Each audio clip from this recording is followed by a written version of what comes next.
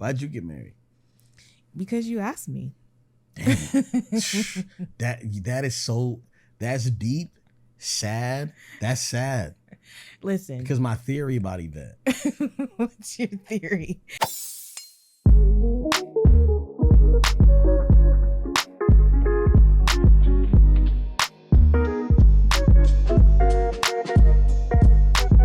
Hello, my name is Mrs. Melanin. And I'm Belief Mel. And we are here with episode 264 of How Married Are You? Okay, my name Belief. This is Yvette. We married 15 years. Live in California. We got four kids. Relationship scary is very necessary. We share love and struggles. We ask how married are you? Every Tuesday and Thursday, shoddy. If you're listening, you're in the wedding party. It's okay if you want to put your hands up. You got the questions. We got the answers. It's chocolate baby story time. Chocolate baby story time. It's chocolate baby story time. 1, 2, 3, and sorry. It's chocolate baby story time.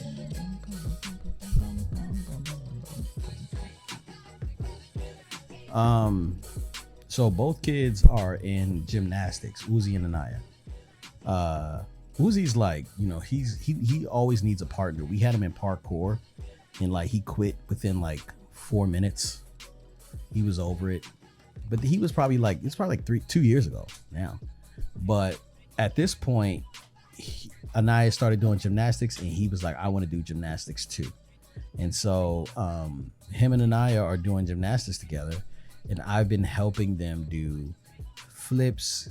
We've all been helping, but flips, handstands, and Anaya has really gotten better on her handstands. It's like really dope to see her get stronger and stronger on the daily. So I don't know, man. It's just really dope, man. I love breaking their backs and necks. It's kind of scary, gymnastics. Yeah, but they, you know, I don't know. I don't know. I'm just trying to get them to do a backflip. So I'll show you guys some footage of that. It's pretty crazy, but yeah, they were definitely trying to do them backflips today. It's nuts. What you got? Do you have anything about gymnastics class? About gymnastics class? Yeah, since I don't want to do 2 chocolate baby story times, I'm trying to do well, one. So I don't know if we shared this with you guys or if you follow me on social media, but I went into we had been checking out gymnastics gyms. And so there was an initial gymnastics gym that didn't feel very welcoming as far as, you know, what they had hanging up in there. Tell me what they had hanging up in there. Well, they had a Blue Lives Matter flag hanging up. And this might rub somebody the wrong way. We might lose a follower or whatever. But in my humble opinion, Blue Lives Matter is a response to Black Lives Matter. And it minimizes the point of the Black Lives Matter movement. Now, I'm not I'm not going to get into whatever with the people who organize that organization. I'm just talking about this statement that Black Lives Matter. And when I see flags like that, it just rubs me the wrong way. Warning. Yeah, it's kind of a red flag for me. It is. Just plain and simply put, it's a red flag. Yeah, it's like, why would you put a Blue Lives Matter flag at a gymnastics? And it wasn't just like a small sticker or anything like that. It was a huge flag, not hanging off to the side or whatever. It was in the center of the gym. And so for me, I was like, I can't even sit here and look at that all day. Like, Anaya doesn't know nothing about what no Blue Lives Matter flag looks like. And the gym had great ratings. And the gym did have good ratings. It also was more of a competitive gym too, which I don't know if I want to get into competitive gymnastics. I'd rather do more like recreational. And so anywho, I decided that I was going to keep looking. And that gym was like a 12-minute drive from the house. Super close to the house. But also we live in an area that is known to have some white supremacist groups here and leaders here. Yay. So I have to be careful about where I go around this town. Because, you know, as much as they've grown out of that, there's still some people here who rock that way. Anywho, we found a new gym, and the cool thing about it is Uzi's teacher is Black, or his coach is Black, and then in Anaya's class there's another Black little girl. And throughout the gym is just a diverse, like you see a good representation of the world. I don't know if that's a good way to put it, but you see white people, Hispanic people, Asian people, like you see a good mix of diversity. And I love that for my kids, you know? So, and then they have 2 black coaches there, 2 black coaches, and then whatever. So the kids are having a really positive experience.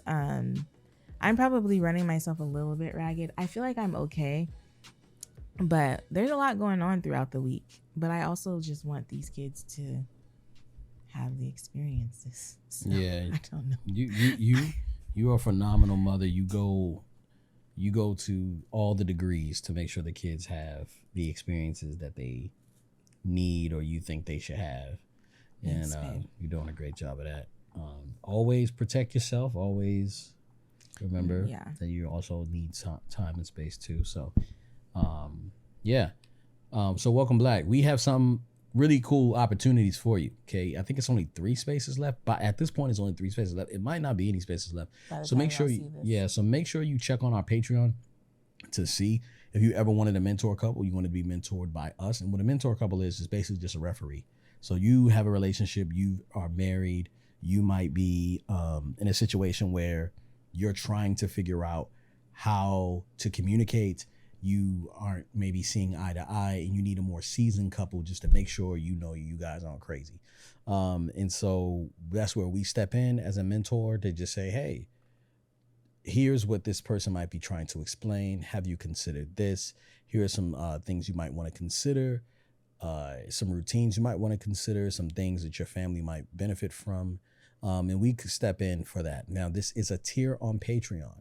If you want extended episodes of this podcast, you can go on Patreon and get those. But we're trying to get to 1,000 patrons. So 1, you can join Patreon for extended episodes. 2, if you want to be mentored by us, it's another tier on Patreon to do that. And 3, we're trying to get to 1,000 patrons. If we get to 1,000 patrons, we will bring back 2 episodes a week. We lie to you every week. Tuesday and Thursday, shoddy. We don't be posting nothing on Thursdays. Nothing. So we want to do that. And with that comes, with your support comes more time with us. And we have been getting people hitting us up saying they want to be a mentor couple. And we do have an opportunity for you guys as well. But we don't have too many people signing up for the mentor couples list. So we don't know if it's necessary at this point. But we will be starting a little community for the mentors. Okay. I already said that. You bet. Are we on the same page? No. We on the same page. We on the same page. We in the same chapter. We're in the same chapter. We need to talk through that a little bit more. Okay. Plus, premarital advantage. If you're just dating or trying to figure out who you're trying to be with, whatever, e-courses to help you understand what questions to ask the person before you get too deep and you can't turn around. Every time, like, it's a lot of emails we get where it's kind of like, man, I'm in a situation and I don't know how to get out. And I married an imposter. I don't know how this happened, right? And I'm like, hey, before you do that, take this e-course.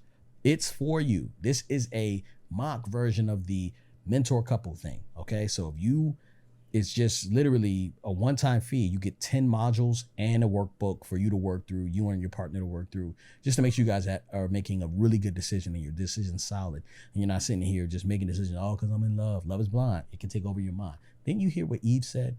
Maybe you're too young for that. But Eve said, love is blind. Sang, boy. It'll take over your mind. Mm-hmm. Stink is love.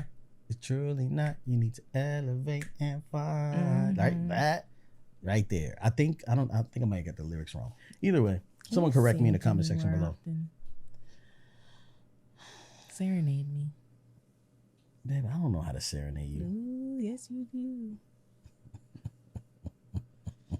Serenade me, baby. Okay, babe. Okay.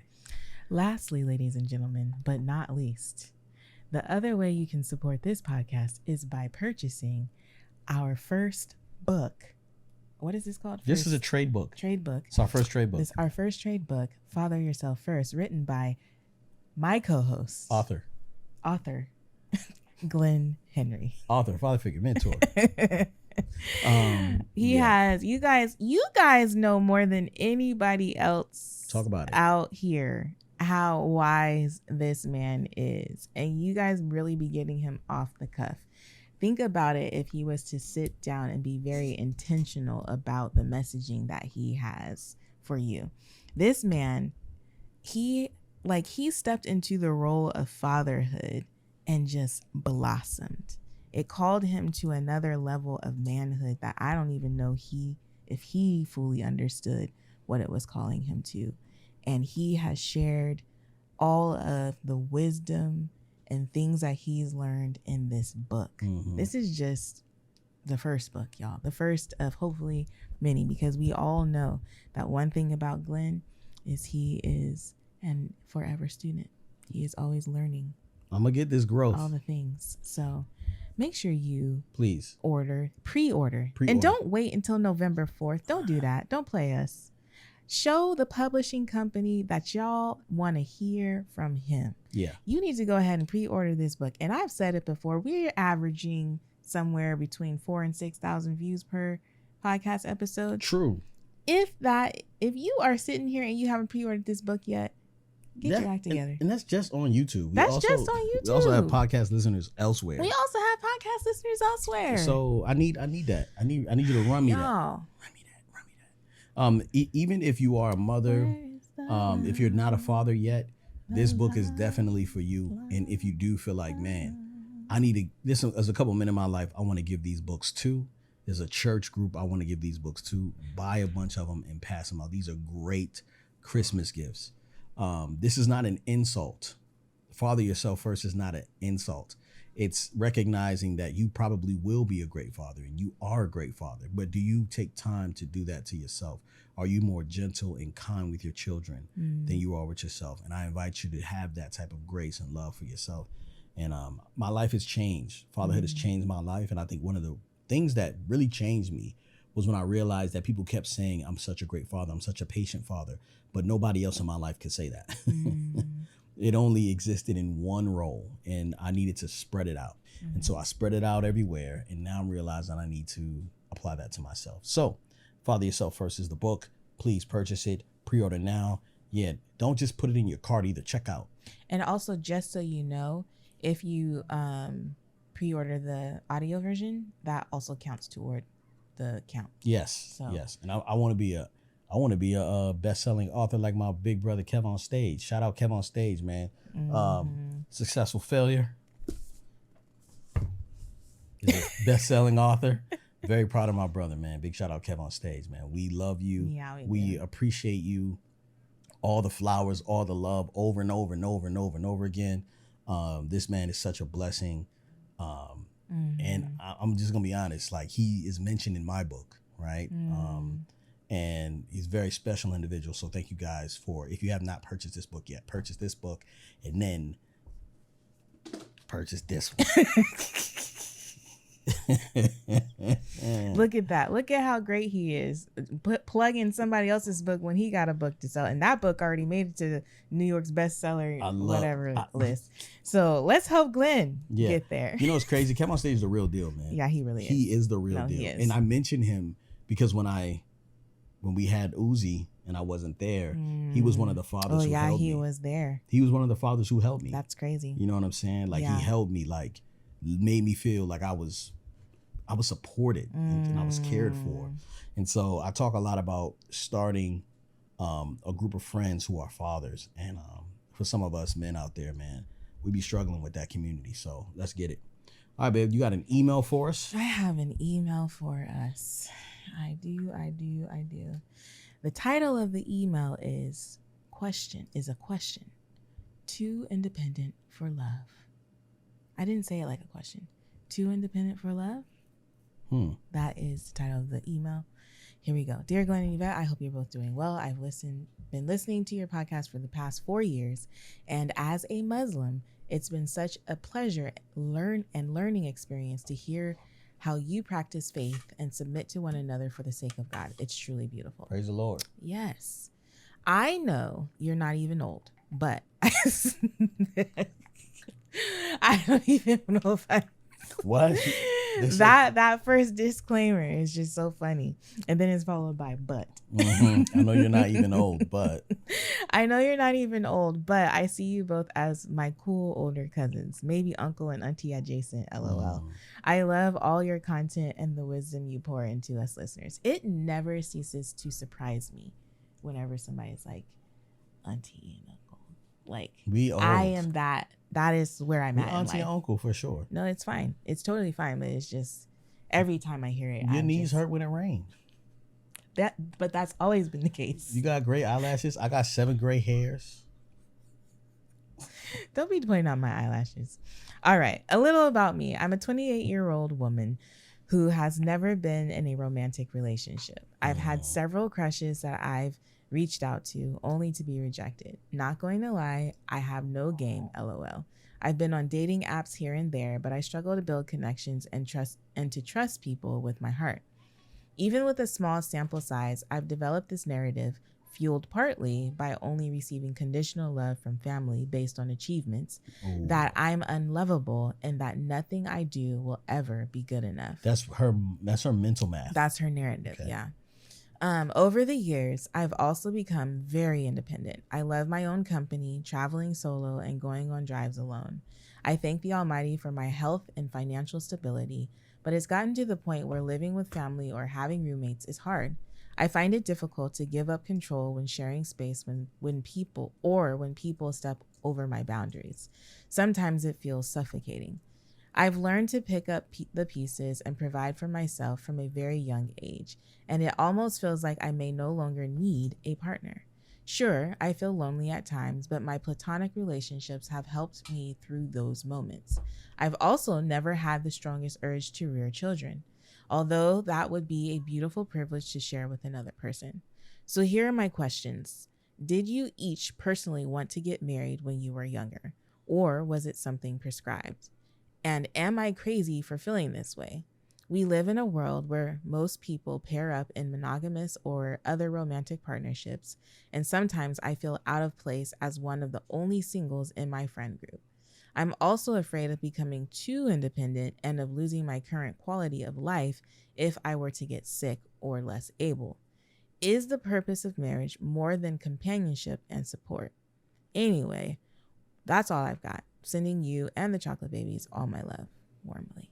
Wow, that was a lot of questions, and there was each of the questions is very deep. Yeah, they are. It's so interesting though, because I read this email and I often think like, this could be me. This could have been me. You like to fantasize about what life could have been? No. Like, I was someone who was that girl. Like, I was pretty independent. I enjoyed my own company. Like, nobody was checking for me, and I most definitely wasn't going to be the first one to make a move. I noticed guys, had crushes on them, but wasn't going to be like, hey, what's your number? How you doing? You know what I'm saying? Like, that just wasn't me. Yeah. And so I remember there being a time in my life thinking, maybe I'll just be single forever and never have children and whatever. And then you got married at 23. And then I got married at 23. So you weren't... Because the Lord works in mysterious ways. Yeah. I don't think it was very mysterious. Was it mysterious? I mean, it wasn't mysterious, but like, I did have a whole plan. Like, I wasn't planning on being married at 23. I was planning on finally dating, like hopefully dating someone at 25 and then being married by 30. Like, that was the plan. And then, having children soon thereafter. Yeah. But. So her question. I'm just saying, like, because she said one of her questions was, did each of you personally want to get married when you were younger, or was it something prescribed? Yes, I did want to get married. To answer that question, I did want to get married. And I also feel like it was like one of those things where it's the next step. That's what happens. I am... I always wanted to get married. I didn't know it would be this good though, Like, I guess I thought that I was only an export, not that I would import like love and care. So I had never intended to be loved so well.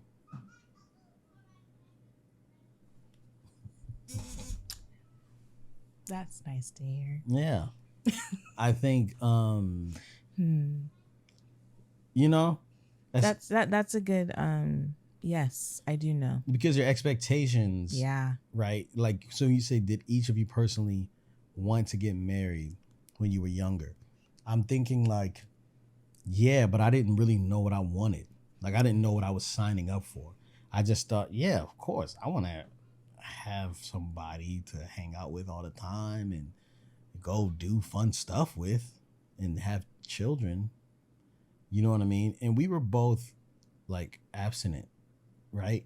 So Yvette was a virgin and I was born again.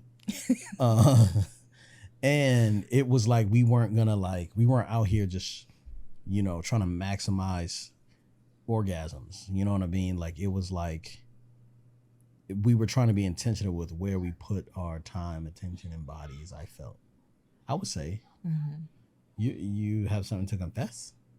No. Oh, okay. What? Yeah.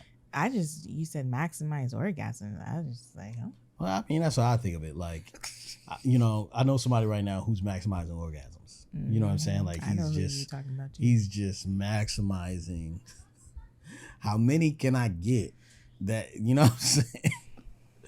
It's so respectfully, you know what I'm saying? I wasn't like that because I had an encounter with Jesus that made me understand or made me feel like I was a higher value than what I was giving away or I was accepting. Mm-hmm. And I had a level of confidence that nobody could break. I just was like, man, God got something for me that's going to be incredible. You know what I mean? Like, I really did believe that. And so and even if I wasn't married, that would have been incredible. Did you think that when you were, I guess, younger? Okay, younger. Because I guess I'm thinking more so like when I was a teenager, I suppose. But maybe she's talking about in your 20s. Yeah, we're old. So she's talking about our heyday was 15 years ago. Okay. So I think I definitely was interested in getting married, but I also was interested in not. Like, I at some point it got to the point where I was the fifth wheel. You know what I'm saying? I was the seventh wheel. I was the third. You know what I mean? Yeah. Like, I was out here just being, you know, being a gentleman, a nice guy, everybody trying to hook me up with their friend. And I'm like, I'm not attracted to her. She's nice. I don't like the way she looks. I would do that. I had some friends who would like try to hook me up with like, I was like, bro, I don't like her, bro. Mm-hmm. And they'd be like, yo, she's really nice and she loves the Lord. I'm like, I don't care. I don't like her. But then I got to the point where I was like, man, I don't care who you have for me. Like, I am whatever you got for me or don't got for me, I'm with it. And that's when Yvette came. You know what I'm saying? Mm-hmm. And that was, so I'm thinking for you, well, just to answer your question, yes, I did want to get married, but I was not, it wasn't like I had to get married or I was going to be angry with God. Yeah. Did you feel like it was something that was prescribed? Like, was there pressure, external pressure to get married? Socially, I mean, it might have been great to like have someone to double date with, but then like when we got together, it wasn't really even a lot of double dates. We was just kicking it with each other. Yeah. And I feel like, okay, go ahead. Sorry. No, go ahead. I feel like for me, I went to a private Christian university. And so a lot of PWI.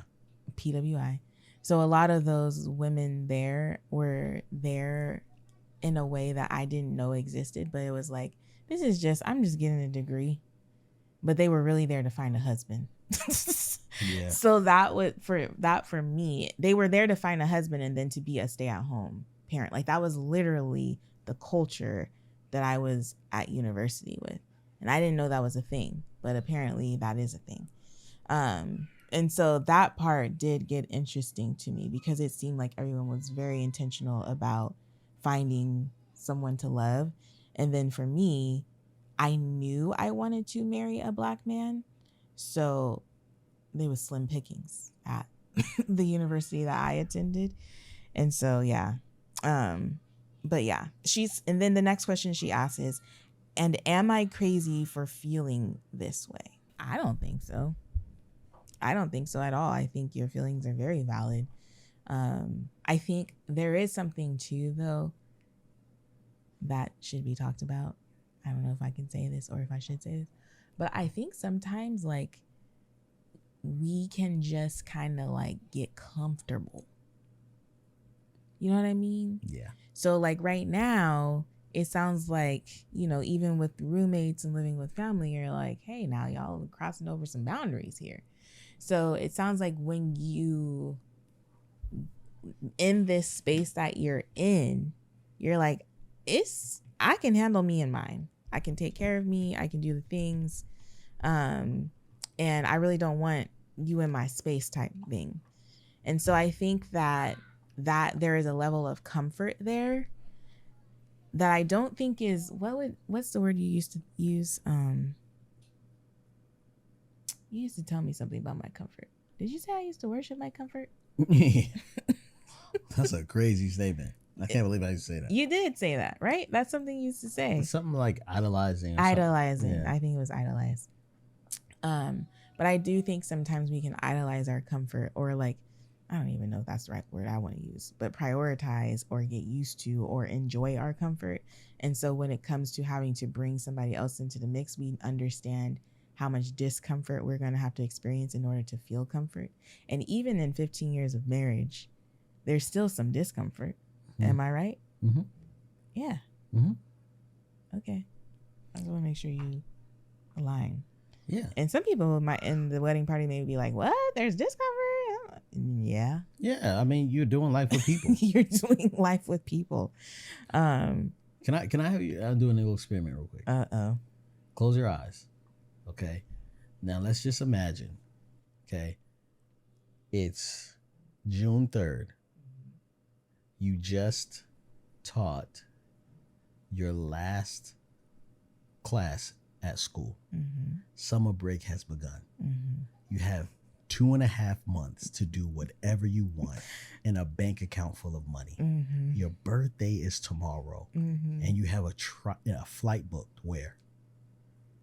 Anywhere in the world. Anywhere I want to go. Where you want to go? Where am I going? Yeah. Ghana. What? Shout out to my Ghanaians. Ghana? I Bali, Fiji. I know, yes. Cancun, Hawaii. Yeah, all those things, great. But well, you're talking to current version of me. But go ahead. All right, Ghana. She's going back to the motherland. Okay, so you're going back to the motherland. Okay, you don't have any kids. Mm-hmm. You don't have a husband. You get to watch whatever trash TV you want to watch without any judgment. Right, I don't like this. Why are my eyes closed? Sounds good. Sounds good. Sounds lovely. Yeah. But I would miss you guys. Like, the crazy thing is now that I know life with you guys, I don't want life without you. Mm-hmm. So this year for my birthday, I booked a flight. I left. And I went to Maryland, where I have some friends and my brother lives there. And my brother actually was not even at his house, because I stayed at his house for like the first few days that I was there, which was really nice because he has a nice house. It has a gym in it, a pool. It was just lovely, you know? And so I was living like that, you know, whatever. And then it was a week long. And as much as I enjoyed myself, there were points where I was like, I kind of just miss my people. Mm-hmm. You know what I mean? You were gone for a long time. I was gone for a week, and then I had to meet them in Florida. So yeah. It is what you say. Like what you started out by saying, it's where you didn't know you could be loved, and like love could be imported. Is that what you said? Yes, an import. It's not just an export. It's not just an export. And so for me, I think now that I know what life is with you guys, I don't want to know life without you guys. Mm-hmm. And so, yeah.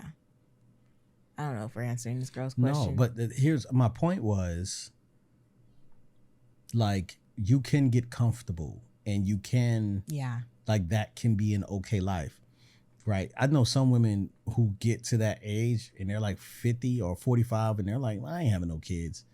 I'm not having any kids. I can do whatever I want forever. You know what I'm saying? They're just like, I'm good. And we know some like friends who are, you know, dual income, no kids. You know what I'm saying? So they're living a completely different life. For us, I think what God has done in our life, and I'm blaming God because only he could orchestrate something like this to where you grow up not belonging somewhere and he makes you fit like a puzzle into your own thing. And I think that is a ministry that serves me well.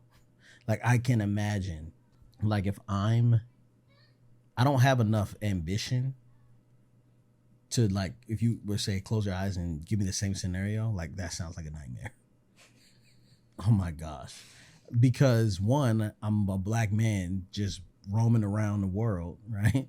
And I just feel like I do need something to do and a plan or a mission to accomplish. And unfortunately, I believed that resting was not a part of that mission. So rest is a mission. So I think what she said, we live in a world where most people pair up in monogamous or other romantic partnerships, and sometimes I feel out of place. As one of the only singles in my friend group. I'm also afraid of becoming too independent and losing my current quality of life if I were to get sick or less able. I think that's something too. I saw somebody, I wish I knew where it was posted, but somebody was talking about this and how, like, they were basically like, I'm not just going to have children so that I have somebody to take care of me. I'm going to make the money I need, and that's going to, and make sure I live in the best nursing home. Dang, that's crazy. Which is an interesting concept, because the thing about it is I've heard that argument. I've heard the argument of getting married and having kids so that you can have somebody to take care of you, which really sounds very selfish when you think about it. But that's never been a thought of mine. I think that I've only started thinking about it now that our parents are getting older. And I'm watching the way they're living their lives, and I'm like, what's the plan? What implications does this have on my life? What y'all finna do? You know what I mean? Like, I'm gonna need y'all to, you know, take care of yourselves now. But those conversations for me haven't even been brought up until like after the fact that I had kids. I never intended to have kids so that they could take care of me. You know what I mean? Even though I lived in a house as a child where my grandmother came to live with us and we took care of her, you know? So it's interesting that that is a thing. But the quality of life thing is an interesting thought. And losing my current quality of life if I were to get sick. I don't know. I think it's a fear-based thing. You know? So if your whole thing is like, well, I don't want to get sick and don't have nobody take care of me, that's not fair. Yeah. You know, I don't think that should be a reason why you decide to like settle or like be with somebody, you know? Yeah. This is for us. I think our relationship has taken so many different turns. I would say that when we got married, can I speak freely without? When we got married, right? This is her intentionally decided not to be offended. This is me intentionally setting my face, my emotions, and all the things. I'm gonna be good. Go ahead, speak freely, babe. You're safe. Okay, so when we first got married, Yvette, I wouldn't say she was like halfway out the door or like not, but I definitely would say that I was not your focus. You know what I'm saying? Until, recently. Like I was not the focus. It was like maybe like a shifting, whoever needed help was the focus. You right? Would that be accurate? I would say you are not my focus. That hurts me to have to say, but I just want, just so, and I think Yvette was my world. Mm-hmm. Probably over, like maybe idolatry, maybe worshipped, I would say. Thinking that if I made her happy, then I would be good. Mm-hmm. You know what I mean?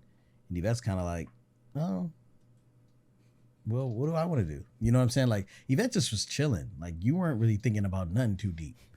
You know what I'm saying? Just very surface and like, is that accurate? I'm trying to like say stuff and like judge by how much I can say about the way you look. No, go ahead. Speak freely. I don't know if I would say I was surface, but I understand. Yeah, but we weren't going deep in our conversations, like, Mm-hmm. and stuff like that. So I guess I was trying to make Yvette happy, and Yvette was just trying to live her life, kind of, I would say. And our relationship is so different from that now, to where I feel like in a healthier way, we both focus on ourselves and each other. Mm-hmm. And we prioritize what's best for the family unit. Mm-hmm. And sometimes what's best for the family unit is Yvette gets a break. And sometimes what's best for the family unit is I get a break. Mm-hmm. Or we sacrifice some things for the kids, or the kids have to do all the games and stuff like that, or we knock off travel hockey because we want to do a Sabbath. Like, we have to figure out what works for the season.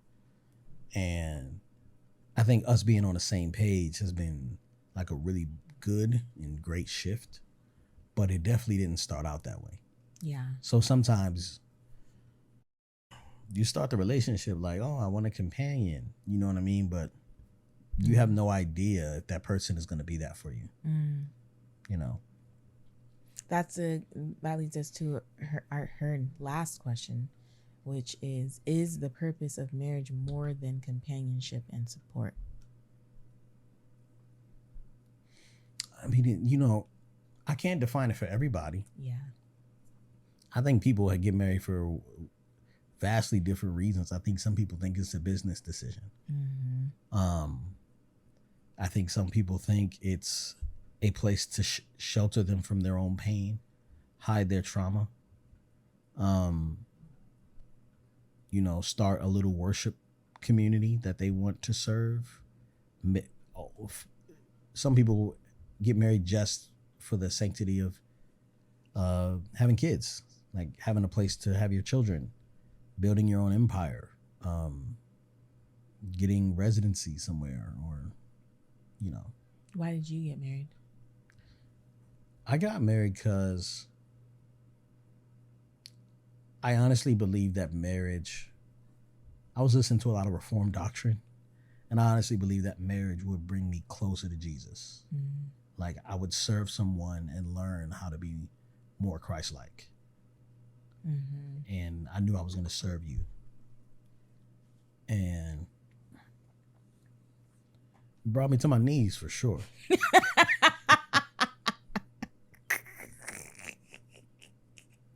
Why was that so funny? Oh my God.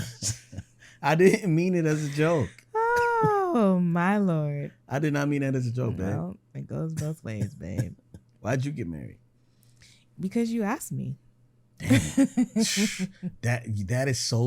That's deep, sad. That's sad. Listen. Because my theory about Yvette. What's your theory? Hold on, but let me say more. Okay. Here's the thing. Like I said, nobody was checking for me like that when I was younger, right? And I met you unexpectedly. It was one of those situations too where I had wanted love so bad, like I wanted to, whatever, so bad, especially because I was seeing it around me. Everyone was meeting their person, getting engaged, like having serious relationships. And I hadn't had that experience. And so I had gotten to a point where I had completely just gave it over to the Lord. And I was like, okay, Lord, my focus is shifting on you. Like I was messing around with a guy who was just a waste of my time. And I was like, I need to shift my focus. And with that particular guy, it was like off and on of hanging out.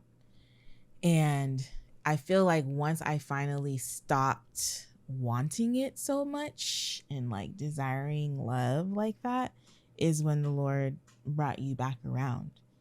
And I don't even know if we can say he brought you back around or whatever, but you know, my godbrother was getting married and he needed a DJ, and Glenn was literally the only DJ I knew. And I was like, hey, let's hit him up.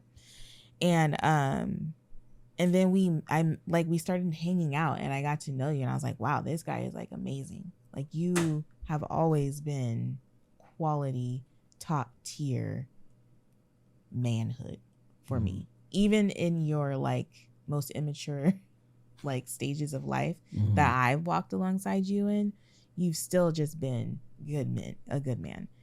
And you've only gotten better as the years have come. And so when you proposed to me, it was one of those things where it was like, well, this wasn't really in my life plan.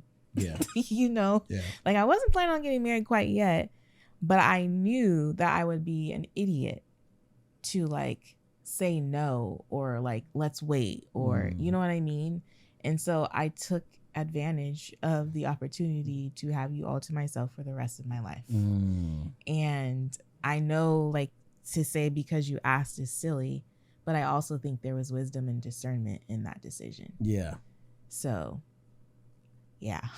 No, I know it's not romantic, but no, I received that. I was saying that it was sad because my theory about you is that. Oh yeah, Glenn has a theory about me that all my relationships, I don't choose them, they choose me. Yeah. Yeah. And so she doesn't make a decision. She just I just happen to accept whoever wants to be in her life. It's very true. Yeah. So I've never heard you say it like that. So that's very encouraging.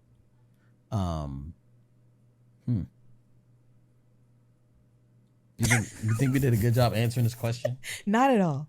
Really? I don't know. Is the purpose of marriage more than companionship and support? I think, you know, that's a really, it's interesting because like for me, now I'm like, is the purpose of marriage subjective? Like, is it something that can be, like,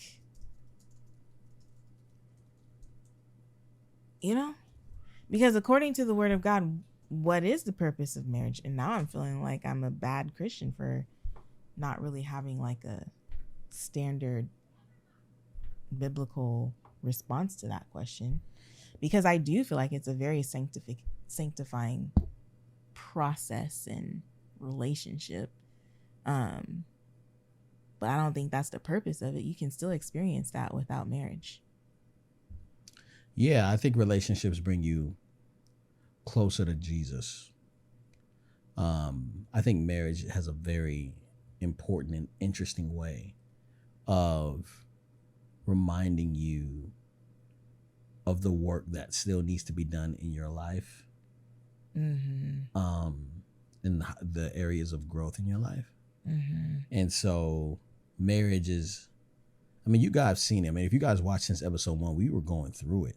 Like your boy, that was rough. It's hard to watch. But even still, like I look back on that younger couple and I'm just kind of like, you guys are really running fast. You know, like your feet are moving and you're not going anywhere. It's like you're on a treadmill. And so I think when I look back at our old episodes, I see me being very ambitious and like, come on, let's do this. Let's do it. And you're like, well, I want to spend time with you. And I'm like, you don't want to spend time with me. You know what I'm saying? Like we're having such a hard time just talking. And I praise God for the work, for sure. Yeah.